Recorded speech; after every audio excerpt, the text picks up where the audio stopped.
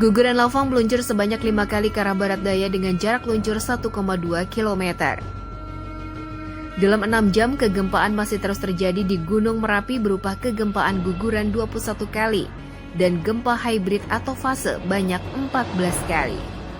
Aktivitas Gunung Merapi terpantau mengeluarkan asap berwarna putih dengan intensitas tebal setinggi 75 meter di atas puncak kawah. Hingga kini, Balai Penyelidikan Pengembangan Teknologi Kebencanaan Geologi atau BPPTKG Yogyakarta masih menetapkan tingkat aktivitas Merapi pada level 3 atau siaga. Assalamualaikum, selamat pagi pemirsa. Gimana kabarnya hari ini? Harus semangat dong di awal tahun 2024 ini. Nah, sebelum kita mulai aktivitas hari ini, kita update dulu berita hari ini tentunya agar pagi Anda lebih berisi. Bersama saya Faris Noval, inilah Cakrawala selengkapnya.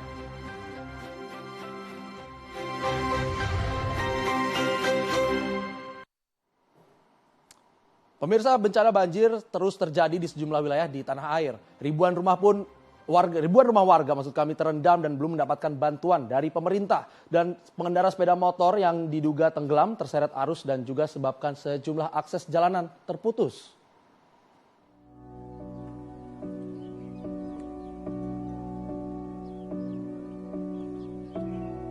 Intensitas hujan yang tinggi di wilayah bagian hulu sungai membuat debit air sungai Batanghari terus meluap. Akibatnya ribuan rumah warga di Kabupaten Batanghari, Jambi juga ikut terendam banjir.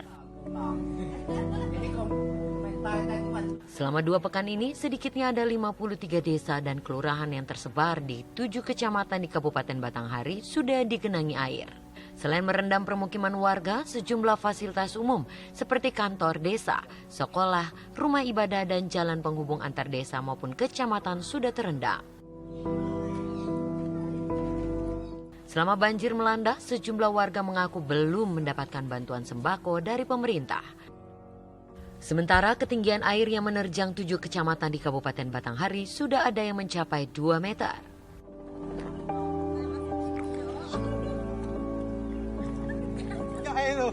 Meluasnya banjir yang terjadi di wilayah Kabupaten Musirawas, Sumatera Selatan dikarenakan curah hujan yang deras membuat 5 kecamatan dan puluhan desa di Musirawas terendam banjir. Bencana banjir yang terjadi di wilayah Kabupaten Musirawas kali ini menelan korban jiwa. 1 orang diduga terseret arus banjir saat mengendarai sepeda motor melintas di jalan antar kecamatan yang berlokasi di Desa Pian Raya, Kecamatan Muara Lakitan, menuju Desa Sadu, Kecamatan BTS Ulu Cecar, Kabupaten Musirawas, Sumatera Selatan. Sampai saat ini warga terus melakukan pencarian terhadap korban dengan menggunakan alat seadanya karena arus banjir begitu deras membuat masyarakat kesulitan melakukan pencarian pada korban yang diduga tenggelam terbawa arus banjir.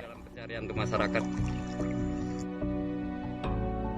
Memasuki pekan keempat, jalan lintas timur Sumatera yang menghubungkan Provinsi Riau dengan Jambi maupun sebaliknya masih putus akibat terendam banjir. Akibatnya kemacetan kendaraan masih terjadi dan petugas kini mengevakuasi truk yang terperosok dengan menggunakan alat berat agar truk-truk yang lain dapat melintasi banjir dengan ketinggian 1 meter. Masih tingginya intensitas hujan di Provinsi Riau serta dibukanya pintu air PLTA Koto Panjang menjadi penyebab utama banjir memutus jalan lintas timur Sumatera. Pemirsa, Gunung Lewotobi laki-laki di Nusa Tenggara Timur mengalami peningkatan status dari siaga menjadi awas. Peningkatan status ini terlihat dari aktivitas gunung yang mengalami erupsi 2 kali dalam sepekan terakhir.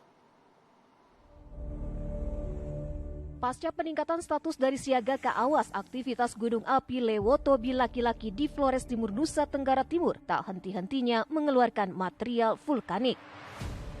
Hingga hari ke-15 pasca erupsi pada 1 Januari lalu, Gunung Lewotobi laki-laki kembali erupsi sebanyak 14 kali letusan. Letusan diwarnai dengan guguran awan panas sejauh 1 km ke arah utara timur laut. Guguran awan panas ini memicu terjadinya pemanasan kubah lava di kawah gunung. Awan panas ini sebenarnya bukan baru hari ini, di tanggal 10 kemarin pernah terjadi awan panas, hanya arahnya barat, arahnya timur laut, dan hari ini utara timur laut terekam. Jika kita lihat di jam 8 pagi tadi kami sempat ke lokasi, jadi seperti itu. Data pos pengamatan tercatat dalam 24 jam terakhir terjadi 34 letusan, disertai awan panas guguran sebanyak 8 kali dan gempa guguran sebanyak 80 kali. Masih seputar bencana di tanah air, pemirsa, Gunung Semeru di Kabupaten Lumajang, Jawa Timur masih berstatus siaga atau level 3. Aktivitas Gunung Semeru ini kembali terpantau mengeluarkan letusan sebanyak 4 kali.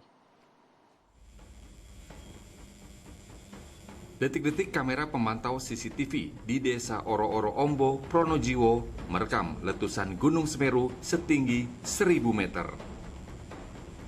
Petugas pos pengamatan Gunung Api Semeru melaporkan secara visual selama periode pengamatan dalam 6 jam terakhir. Tercatat telah terjadi 15 kali letusan, 1 kali hembusan, dan 1 kali tektonik jauh. Sementara itu, pihak Badan Penanggulangan Bencana Daerah menyatakan bahwa hingga sejauh ini belum ada dampak yang timbul akibat letusan Gunung Semeru. Namun, masyarakat harus tetap tenang, waspada, dan berhati-hati saat beraktivitas. Beralih ke kabar lainnya, pemirsa, aktivitas dari para calon presiden ini memang sedang padat-padatnya. Setiap hari mereka harus pindah kota untuk menemui para pendukungnya. Tapi pemirsa tahu gak nih, kalau di daerah mereka suka melakukan hal yang di luar dugaan. Selengkapnya di Pemilu Terkini.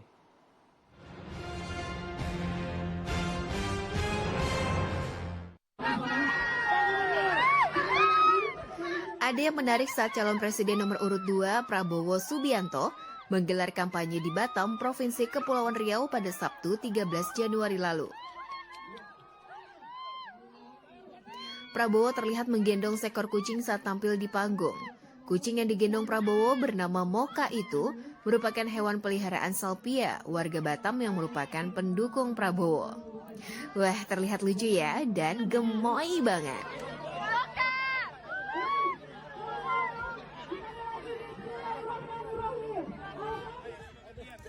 Sementara calon presiden nomor urut 1 Anies Baswedan tetap sibuk walaupun sedang berada di dalam mobil saat safari politik. Anies dengan sabar menemui pendukungnya dan sesekali menjawab atau merespon apa yang dikatakan pendukungnya.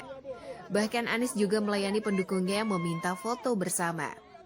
Pria 54 tahun yang sering dipanggil Abah ini memberi kesempatan para pendukungnya untuk selfie satu persatu. Momen ini selalu terekam dalam safari politik Anies ketika berkunjung ke daerah-daerah. Sementara itu pemirsa, kemeriahan juga terjadi di Jakarta, di mana tepatnya di Istora Senayan ada pertandingan bulu tangkis antara Puan Maharani dan Krisdayanti. Waduh, gimana tuh keseruannya? Yuk kita lihat bersama. Ketua DPP PDI Perjuangan Puan Maharani dan artis Krisdayanti ikut memeriahkan gelaran Merah Meriah Sportainment yang berlangsung di Istora Senayan, Jakarta pada Minggu 14 Januari lalu.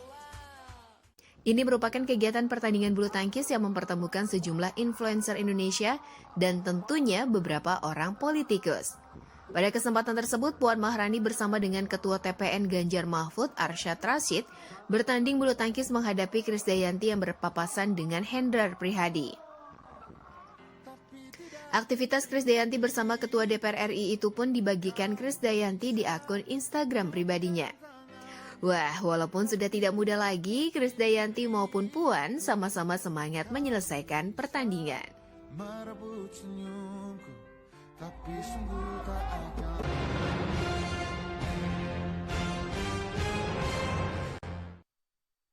Informasi lainnya pemirsa, sebuah tempat karaoke di Kota Tegal, Jawa Tengah terbakar. 6 orang pemandu lagu tewas akibat mengalami sesak nafas.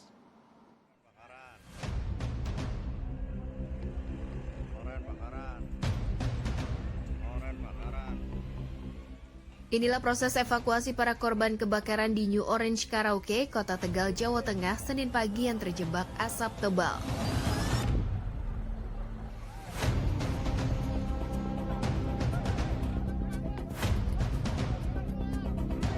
Evakuasi berlangsung dramatis di mana petugas pemadam kebakaran harus berjibaku dengan membobol tembok lantai 2 untuk menyelamatkan para korban kebakaran. Kebakaran diduga akibat hubungan arus pendek di ruang depan lantai 2. Para korban kebakaran saat kejadian terjebak karena tengah tertidur lelap. Untuk memastikan penyebab kebakaran hingga saat ini masih dalam penyelidikan pihak kepolisian. Pemirsa, setelah sebelumnya absen, hari ini Siska E kembali dijadwalkan diperiksa di Polda Metro Jaya. Pemeriksaan Siska E dengan kapasitasnya sebagai tersangka bersama dengan satu tersangka lainnya yakni Bima Prawira alias BP dalam kasus industri film dewasa. Sedianya, Siska E dan Bima Prawira ini diperiksa bersama 9 tersangka lainnya pada 8 Januari lalu, namun keduanya tidak datang. Selain Siska E, aktor film porno Bima Prawira juga memenuhi panggilan keduanya di Polda Metro Jaya untuk pemeriksaan terkait kasus produksi film porno. Dalam kasus ini, Bima Prawira mengaku bahwa ia tidak mengetahui akan dijadikan artis film porno karena awalnya diminta untuk bermain di film religi. Kuasa hukum Bima Prawira, Randi Reynaldo, menyatakan bahwa Bima sudah menjalankan pemeriksaan dengan pertanyaan sebanyak 37 pertanyaan. Dari pemeriksaan, Bima Prawira tidak ditetapkan sebagai tersangka. Pemirsa, ledakan hebat terjadi di Jalan Sisingamangaraja, Kota Medan, Sumatera Utara dan tepat di bangunan bekas restoran Family dan Hotel Ibunda pada Senin dini hari tadi. Dan diduga ledakan berasal dari gas bumi bawah yang bocor milik PGN. Akibatnya 5 bangunan mengalami porak-poranda dan 1 orang korban mengalami luka bakar.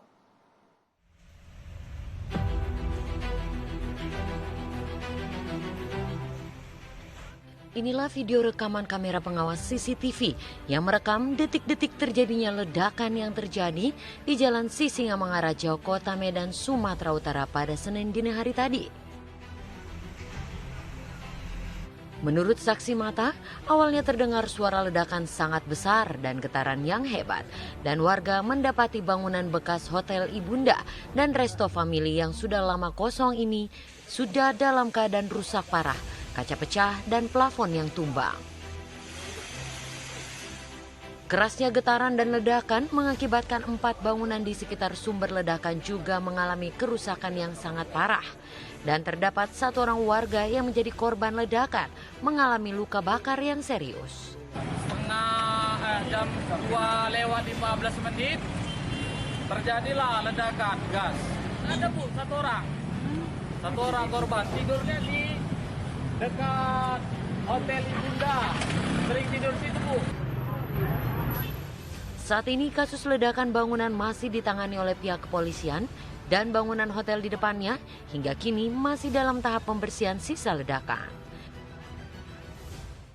Informasi selanjutnya, pemirsa, seorang guru di Bandar Lampung kehilangan uang belasan juta rupiah setelah menjadi korban pencurian yang dilakukan komplotan modus ganjal ATM.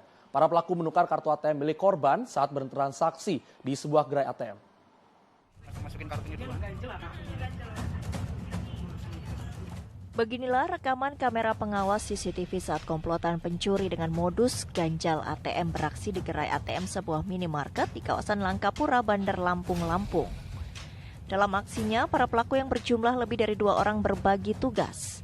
1 orang berpura-pura hendak bertransaksi dan mengganjal bagian lubang kartu ATM dengan tusuk gigi, sementara rekannya mengamati situasi di lokasi kejadian.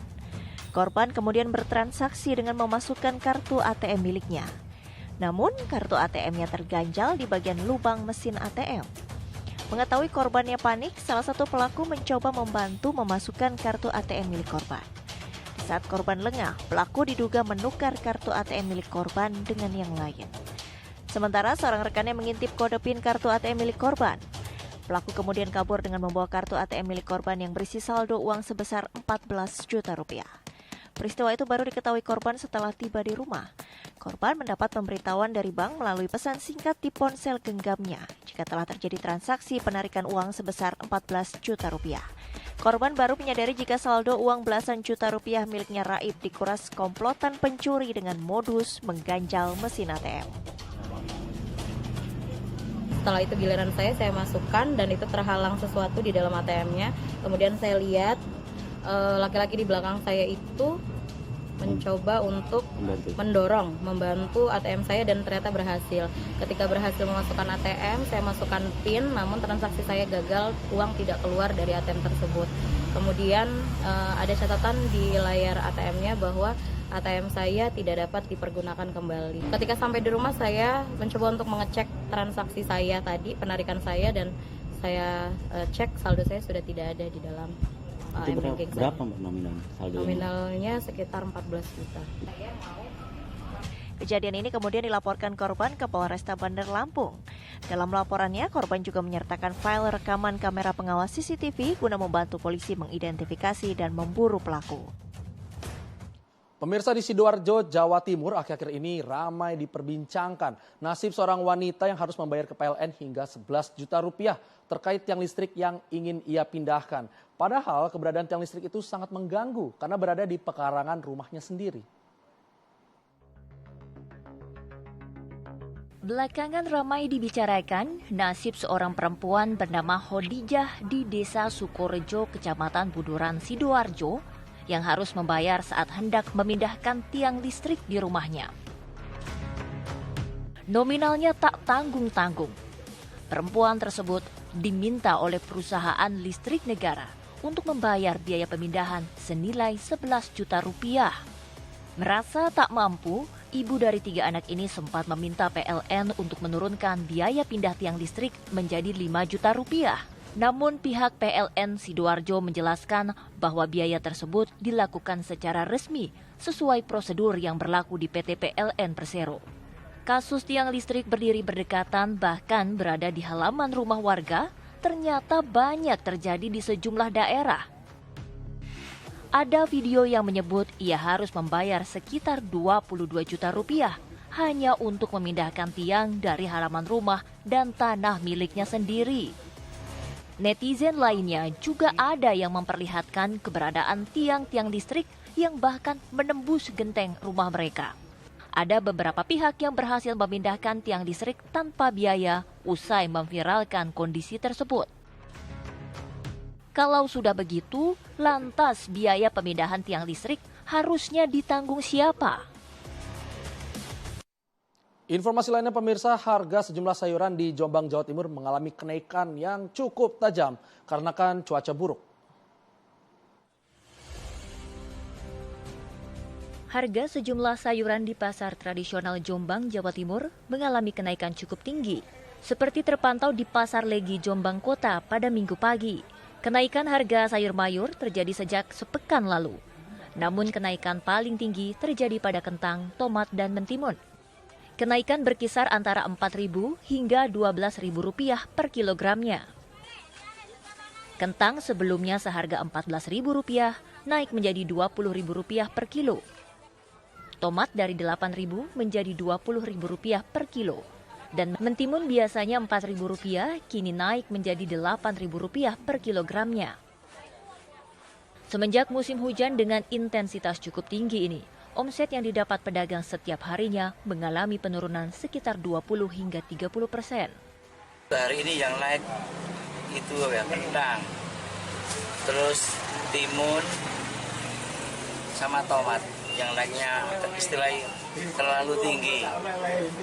Dan soal tomat, sekarang yang tomat yang bagus loh, 20.000. Padahal biasanya paling-paling 7.000, 8.000. Dengan kondisi cuaca yang tidak menentu, diperkirakan harga sayur mayur masih akan naik lagi, sebab banyak petani mengalami gagal panen. Nongkrong asik di kawasan GBK Senayan, kayak gimana sih pemirsa? Beritanya sesaat lagi, jangan kemana-mana, tetap di Cakrawala.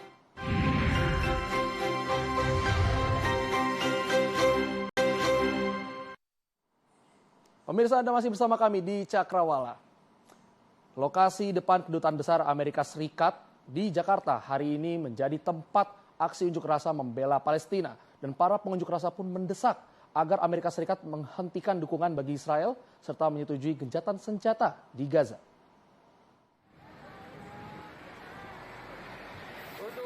Aksi unjuk rasa untuk Palestina digelar Senin pagi tadi di Gedung Kedutaan Besar Amerika Serikat, Jakarta. Para pengunjuk rasa berasal dari Gerakan Filantropi Muda Indonesia. Mereka menyebut kegiatan ini aksi 9280. Angka tersebut adalah jumlah anak-anak Gaza Palestina yang terbunuh akibat serangan Israel. Sebagai lambang anak-anak Gaza yang menjadi korban jiwa, 9.280 pasang sepatu dijajarkan di seberang Kedutaan Besar Amerika Serikat. Para pengunjuk rasa menuntut pemerintah Amerika Serikat agar menghentikan dukungan bagi Israel serta menyetujui gencatan senjata secara permanen di Gaza. Dan hari ini kita mengadakan di depan Kedubes AS sebagai bentuk kecaman terhadap Amerika yang sampai hari ini mereka mendukung agresi militer Israel ke Gaza.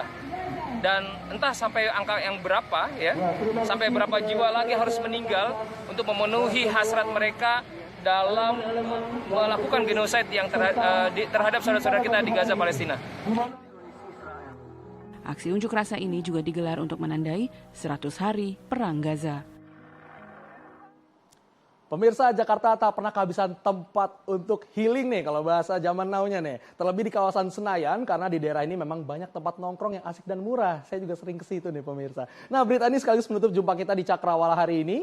Saya Faris Noval pamit undur diri. Selamat beraktivitas, tetap semangat dan sampai jumpa.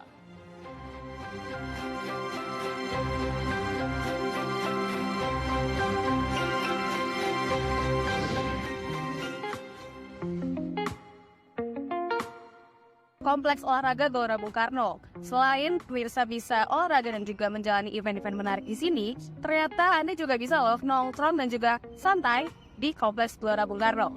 Penasaran? Yuk ikutin saya. Gelora Bung Karno atau GBK merupakan sebuah kompleks olahraga serbaguna yang terletak di Senayan, DKI Jakarta. Presiden pertama Republik Indonesia, Soekarno, memiliki harapan untuk GBK agar tak hanya menjadi arena berolahraga, tetapi juga sebagai paru-paru kota dan ruang terbuka untuk masyarakat. Nah, maka dari itu, tim liputan Cakrawala ingin memberi rekomendasi ruang terbuka alias tempat nongkrong asik di GBK untuk para pemirsa sekalian. Tempat nongkrong pertama adalah lapangan softball. Lapangan ini memang digunakan untuk para pelaku olahraga softball. Tetapi uniknya, pemirsa bisa memasuki wilayah lapangan ini dan duduk di tribun sambil melihat pemandangan yang super memanjakan mata seperti ini. Tak heran, banyak pengunjung datang ke lapangan softball GBK untuk menikmati suasana syahdu dan cantik ini. Pengen main aja sih Kak, soalnya kan emang pengen lagi libur nih, sama-sama lagi libur, pengen ngobrol berdua gitu sih, nyari tempat yang enak buat ngobrol. Karena kan tempatnya udah viral juga kan, banyak yang tahu. Tempat nongkrong selanjutnya adalah rooftop gedung parkir elevated selatan. Tak jauh dari pintu 5 GBK, terdapat sebuah ruang terbuka di bagian atas gedung parkir. Di sini, pemirsa dapat masuk dengan cuma-cuma alias gratis dan bisa mendapatkan views indah ini. Di mana lagi kalau bukan di GBK? Pemirsa hanya perlu memasuki area gedung parkir selatan dan naik lift ke lantai 4, lalu belok kanan agar bisa sampai ke tempat ini. Eits, jangan lupa foto-foto dong di sini, kayak saya begini, numpang eksis. Lapangan softball dan rooftop gedung parkir selatan tentu layak untuk pemirsa jadikan sebagai destinasi nongkrong selanjutnya di Jakarta. Tak perlu merogoh kocek dalam-dalam, pemirsa bisa langsung menikmati suasana indah dan mewah di Kompleks Olahraga Gelora Bung Karno. Dari Jakarta, tim liputan Cakrawala melaporkan.